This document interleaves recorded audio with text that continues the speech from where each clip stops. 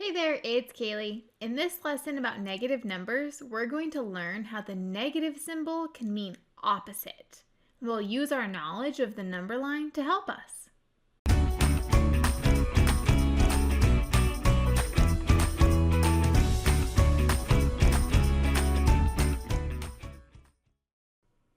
So now that we have a good idea of how negative numbers exist on the number line, let's talk about the negative symbol. So let's say I have a number here like 3, and I ask you, what is the opposite of 3?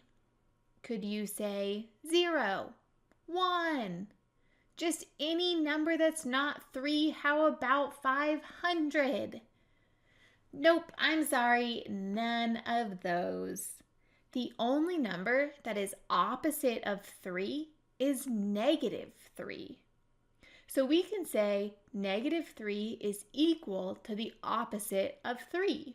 That means this symbol means opposite. Now what if I said, what is the opposite of negative 5? Well, we know negative 5 can also mean the opposite of 5. So we could write these words as, what is the opposite of the opposite of 5? And that sounds silly, but it's just 5. And we could write this as the negative of negative 5.